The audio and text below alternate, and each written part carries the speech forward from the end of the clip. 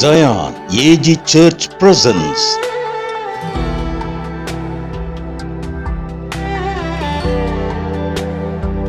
பாதைக்கு வெளிச்சம்.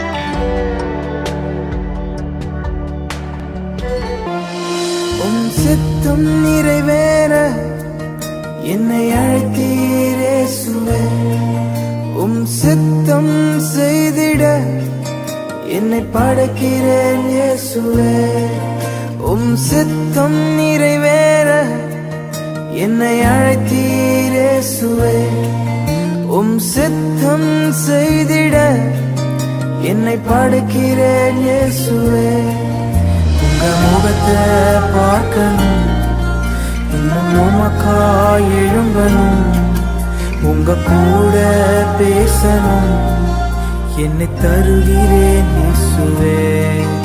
உங்க முகத்தை பார்க்கணும், இன்னும் உமக்காய் எழும்பணும், உங்க கூட பேசணும், என்னை தருகிறேன் இயேசுவே. உம் சித்தம் நிறைவேற என்னை அழைத்தீரே இயேசுவே, உம் சித்தம் செய்திட என்னை படைக்கிறேன் இயேசுவே.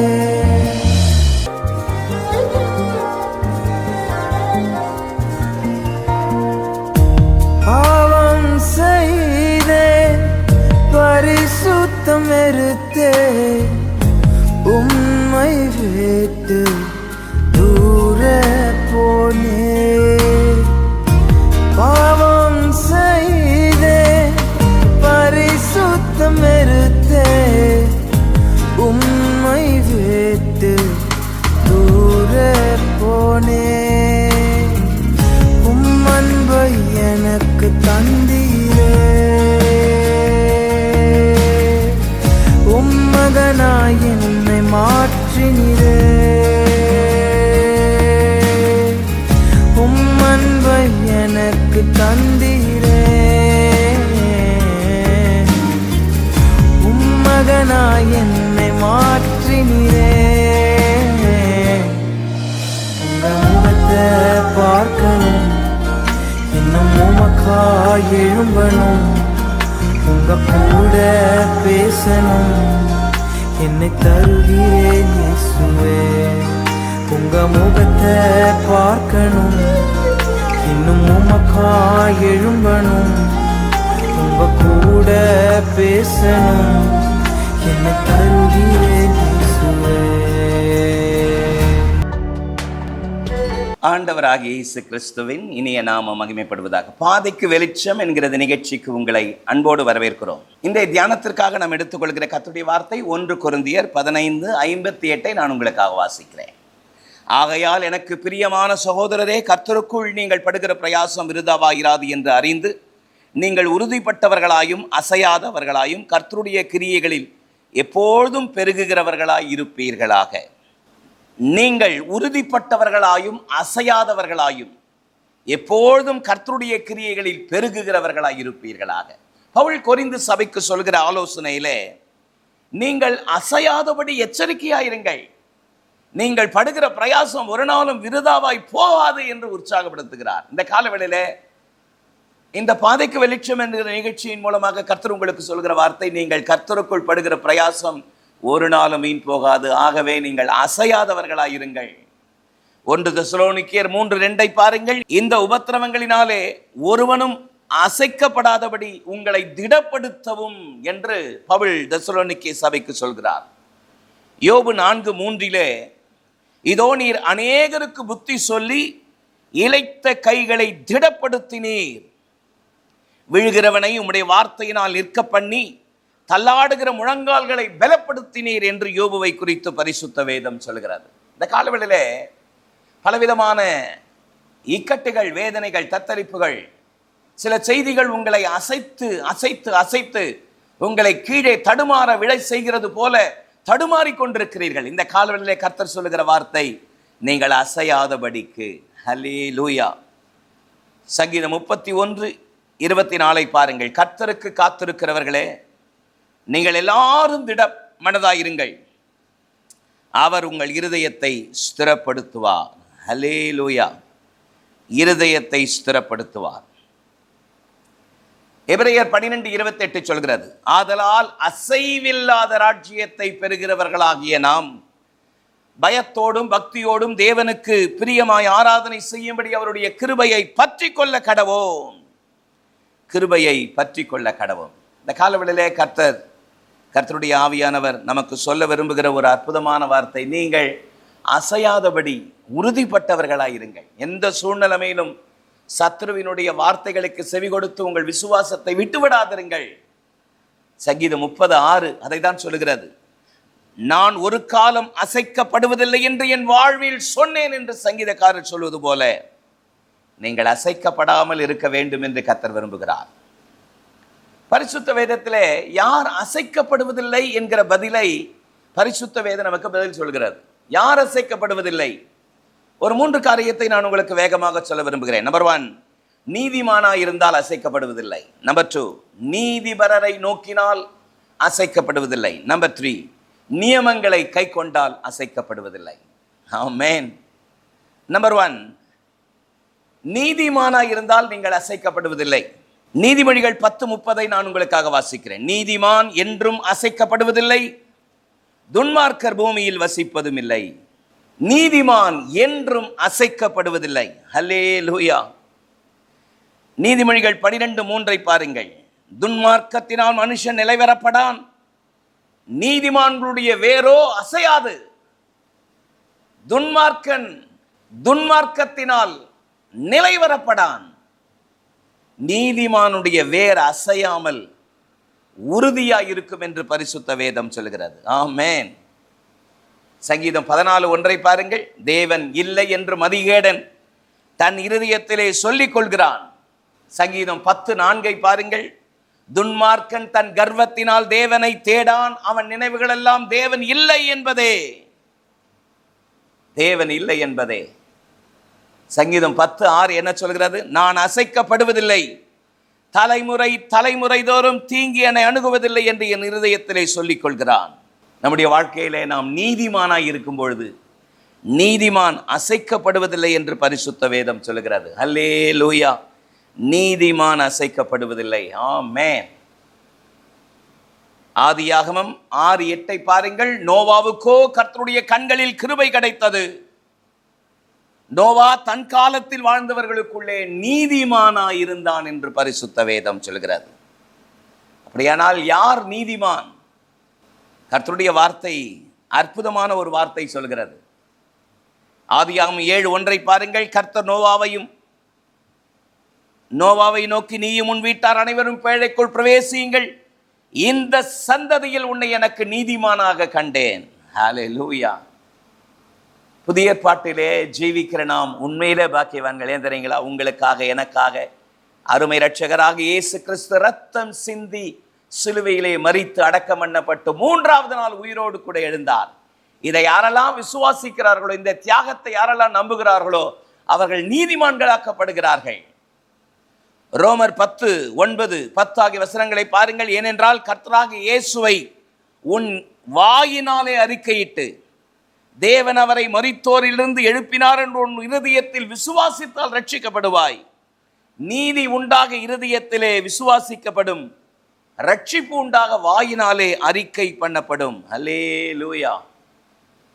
உங்களை நீதிமானாக காத்துக்கொள்ள ஆண்டவராக இயேசு கிறிஸ்துனுடைய விலையேற பெற்ற இரத்தத்தினாலே நம்முடைய பாவ சாபங்கள் எல்லாம் அவர் ஏற்கனவே எல்லாவற்றையும் அகற்றிவிட்டார். இந்த தியாகத்தை, இயேசுவின் இரத்தத்தை நீங்கள் நம்புவீர்களானால், விசுவாசிப்பீர்களானால் நீங்கள் நீதிமான்கள் என்கிற ஸ்தானத்தை பெறுகிறீர்கள். நீதிமான் என்றைக்கும் அசைக்கப்படுவதில்லை. அல்லேலூயா.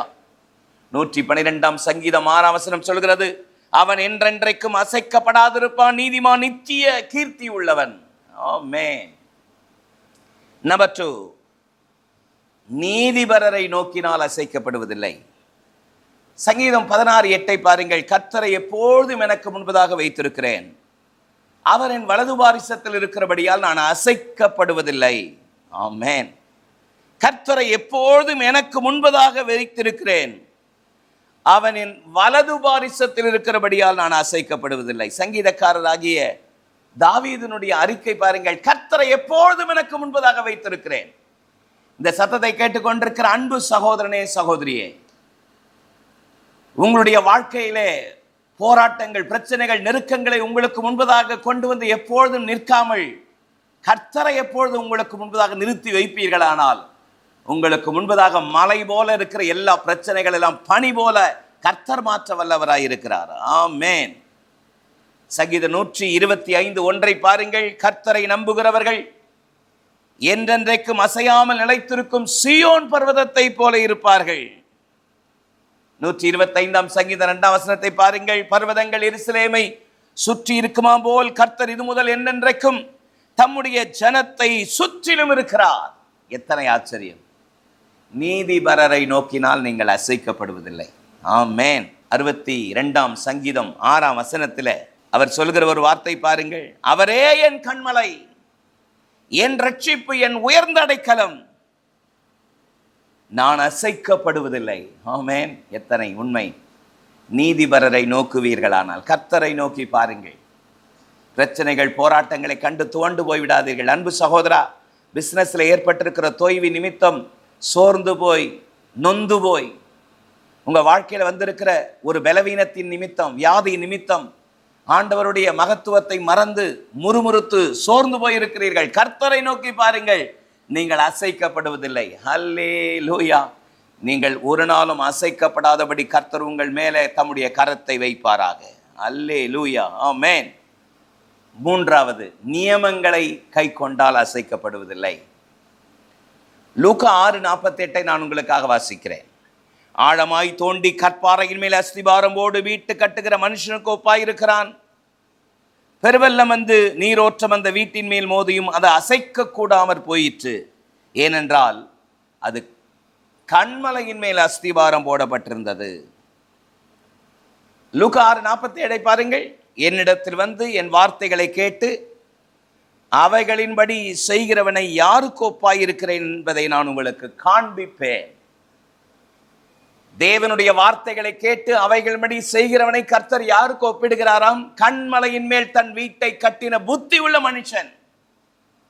பெருவெல்லம், பெருமழை, நீரோட்டம் எதுவும் வந்து அந்த வீட்டை அசைக்க முடியவில்லை. காரணம், தேவனுடைய வார்த்தையின் மேல், வார்த்தையாகிய கண்மலையின் மேல் கட்டப்பட்ட வீடு அசைக்கப்படுவதில்லை.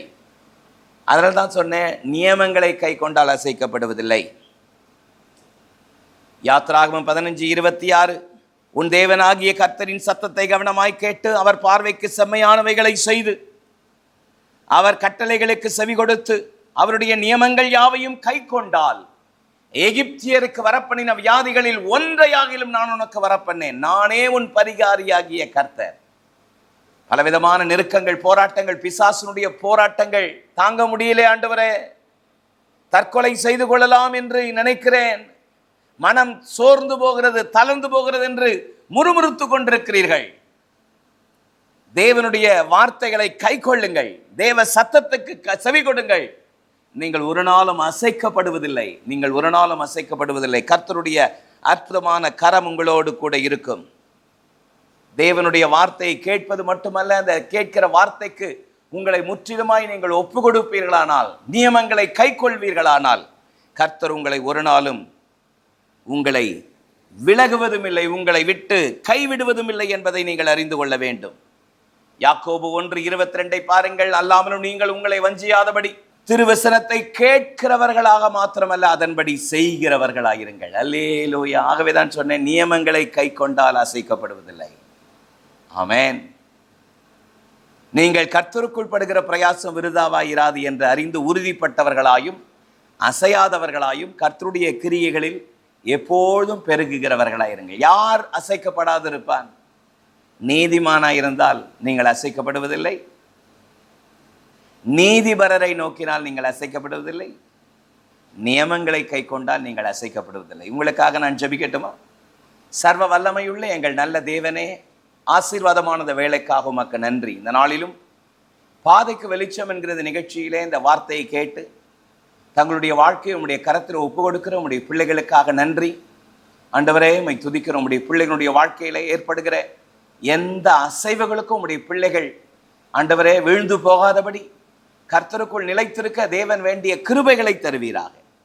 இயேசுவின் மூலம் ஜெபங்கேலும் எங்கள் ஜீவனுள்ள நல்ல பிதாவே, ஆமென். இந்த நிகழ்ச்சி உங்களுக்கு ஆசீர்வாதமாக இருந்திருக்கும் என்பதில் எந்த சந்தேகமில்லை. கர்த்தர் உங்களை ஆசீர்வதிப்பாராக. சீயோன் ஏஜி திருச்சபையின் ஆராதனை நேரங்கள்: முதல் ஆராதனை ஞாயிறு காலை 6:30 மணிக்கு, இரண்டாவது ஆராதனை ஞாயிறு காலை 9 மணிக்கு, மூன்றாம் ஆராதனை மற்றும் வாலிபருக்கான ஆராதனை காலை 11:15 மணிக்கு, மாலை ஆராதனை 6:30 மணிக்கும், சிறுவர் ஆராதனை ஞாயிறு காலை 7:30 மணிக்கும் மற்றும் 10:30 மணிக்கும் நடைபெறுகிறது. இவ் ஆராதனைகளில் பங்கு பெற்று இறையாசியை பெற்று மகிழுங்கள். நீங்கள் தொடர்பு கொள்ள வேண்டிய எங்கள் முகவரி: ரெவரன் பி. சுதாகரன் சாமுவேல், தலைமை போதகர், சியோன் ஏஜி திருச்சபை, எண் 8, புத்தர் தெரு, காமராஜபுரம், செம்பாக்கம், சென்னை 73. தொடர்புக்கு 9382111727 மற்றும் 9381111727.